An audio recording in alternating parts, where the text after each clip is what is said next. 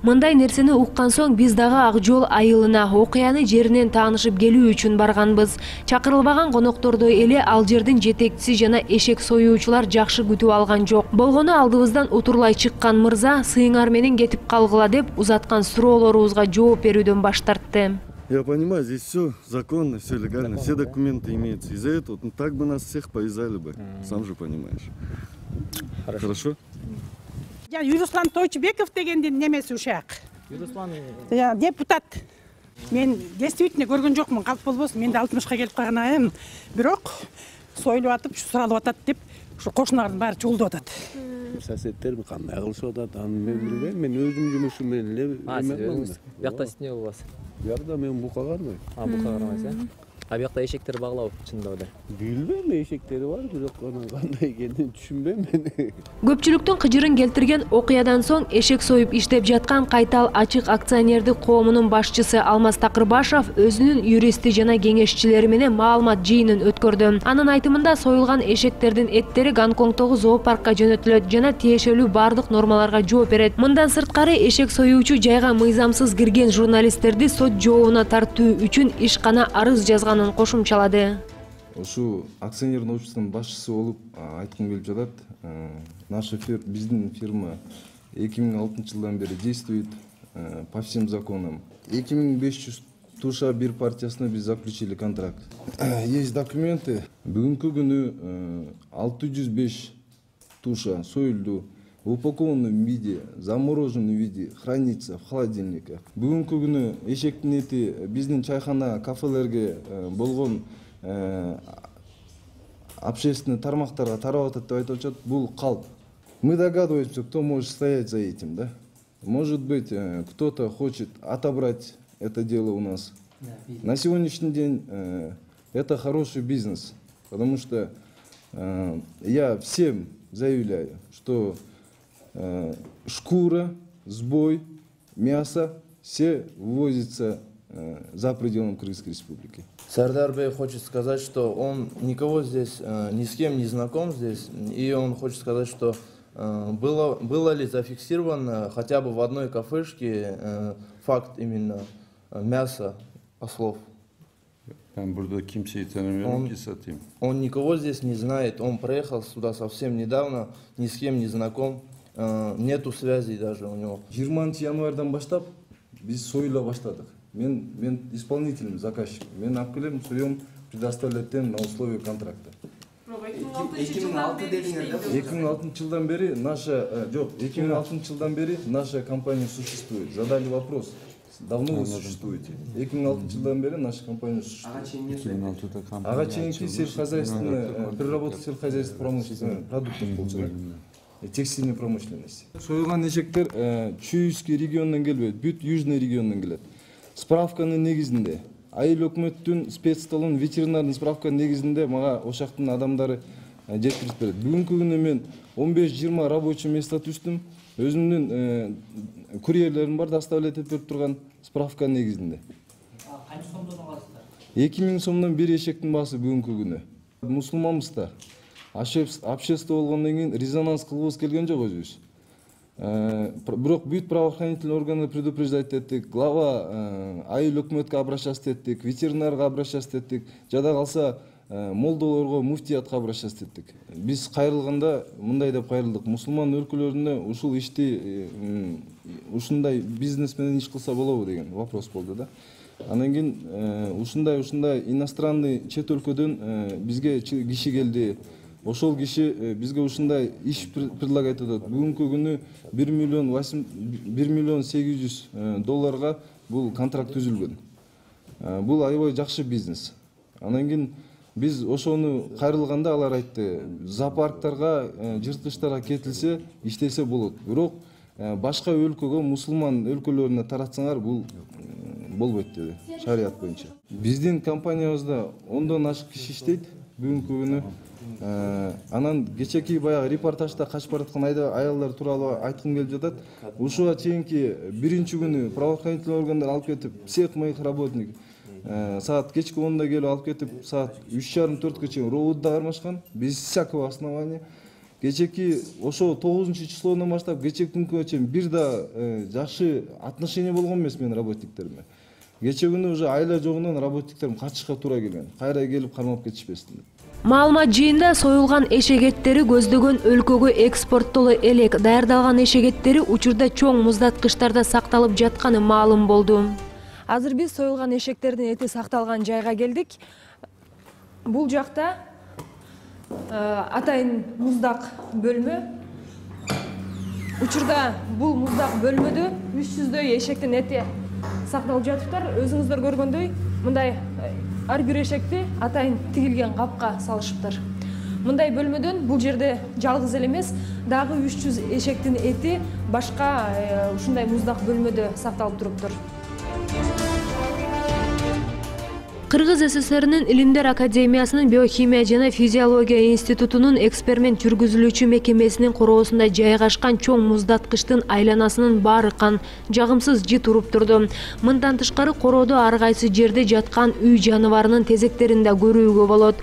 Мындан улам биз короону кыдырганыбызда ал жерде кийизди кайра иштетүүчү ишканада иштеген кызматкер чыгып, тезектер имаратты ижарага берүүчүнүн жылкыларыныкы экендигин айтты. Бирок аталган жерден жылкы эмес, жылкынын оонаган түгүн да көрө албадык. Жылкы менен боктору. Биякта эшек вообще көргөн эмесмин. Силерден угуп атам эшек боюнча. Эшек эти тууралуу окуя коомчулукка тараган соң тамактануучу жайлардагы элдердин саны да суюлганы байкалды. Ал эми кече 26 февраль күнү мамлекеттик ветеринария жана фитосанитария кызматы тарабынан Борбордогу кафе жана тамактануучу жайлар текшерүүгө алынды. Биздин мына буйругубуз бар. Атайын чыккан медиктер дагы бар, медициналык кызмат. Ошол эле Бишкектин сотрудниктери бар. Сиздин макулдугуңуз менен уруксат берсеңиз, сиздин макулдугуңуз менен кире алабыз. Текшерүү учурунда эшек эти шаарыбыздын ири чайкана, самсаканаларына тарайт экен деген кабар чыкканда дароо эле бизге тийгенсиди. Анткени Борбордогу чоң самсаканалардын бири биз болсок деген Жаңыбайдын самсысы кафесинин ээси Канат Камчыбеков өзүбүз жасаган тамак ашты өзүбүз да, балдарыбыз да жейт. Анан кантип алдайбыз деп төмөндөгүлөрдү кошумчалады. Менин семьям ушул жерден тамактанат. Ушул жерде канча адам, канча киши болсо ушул жерден тамактанабыз. Анан биз адал арамды түшүнгөн болобуз да, биз эт кандай эт экенин билебиз. Анан мен эттин эң сапаттуусун иштетем. Таныштарыбыз бүтү чалып атпайбы азыр? Канат, тиги ким момундай эт иштетпейсиңерби? Чото мен жеп жүргөм дейт. Куда калса биздики таза. Мындай арам көчмө самтарысы узакка барбайт да мындай адам. Ана эшекте каттуу болот. Ам пишпайт тандырышыда. Bizde samsı жарым саатта пишат, 100 та самсы, bir tandır samsı. Eşekte 12 saatte pişpeydi, elder karkanı, любой адам өзі етті жесе білсе керек, негізі үйін еттен менен кылабыз. Бұл жақта заготовка кылабыз, қамыр кылабыз, жаябыз, ет коебуз алденикке. Бұлар менен мен еттер көргүлөр. Таза халал еттер да бұлар. Азыр иштетебиз буну. Мына буякта алденикте бар. Еттер ушу. Шуну етти иштетебиз аны. Бұл етті біз келген сайын жазылып тұрады да. Бұл Элбысы 19 менен Ош базардан келет. 5000 регистрация алабыз журналға. 28-дин лабораторияның немесі менен біз жазып беребиз. Бұл ет келген сайын ертемеңкісін астомнан келет, пол туша келет берге. Ошоны біз өзүбүздүн көзүбүзмен ал маркировкасы менен кагазы менен келет. Ошоны біз жасабыз, жазып бергенден кейін анан булар обалка кылат. Например, өлүп калган этти капкара болот. Көрүнүп турат. Свежий, жытын көрөсүң, запахын көрөсүң. Ал эми мамлекеттик ветеринария жана фитосанитария кызматынын жетекчиси Ашырбай Жусуповдун айтымында Борбордогу колбаса чыгаруучу жана эт азыктары менен тамак аш даярдалуучу жайлар бир жума бою текшерүүгө алынат. Белгилей кетчү нерсе, учурда өлкө боюнча болгону 356 инспектор иш алып барат. 2 айыл өкмөткө бир инспектор туура келип, ар бир айыл өкмөттө 1-2000 объект бар. Мындай учурда бир инспектор миңдеген объектти текшерүүгө мүмкүнчүлүгү барбы деген суроо жаралат. Бардык мекемелер бул жөнүндө билген бизге белгисиз.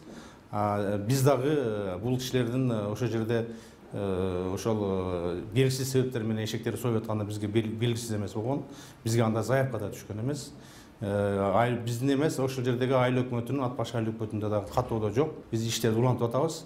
Ошол жанагы союлган эттер кайсы жерде турат, кайсы көзөмөлдүн негизинде турат, эмне себептен турат, кайсы документтер бар дегенде биз дагы бүгүнкү күнү иликтеп атабыз. Бардык Бишкек шаарындагы общественный питаниялар ошо биздин жанагы оптовый рыноктардан эттерди алышат. Ал жерде сөзсүз түрдө ветеринарлык санитардык көзөмөлдөн өтөт. Буга чейин мына санитарлык служба менен чогуу ошо ветеринарлык санитардык эрежелер сакталгандыгында буга чейин көптөгөн объекттер биз жапканбыз. Ошондой эле шашлык жасаган жерлер. Көпчүлүктүн көңүл борборунда турган окуя боюнча халал борборунун жетекчиси Талант Эрназаров жалпы мусулмандарга жакпаган иш болду. Адам эмнени жесе ошодон турат деп өз оюн мындайча түшүндүрдү. Биз арам демеден билебиз.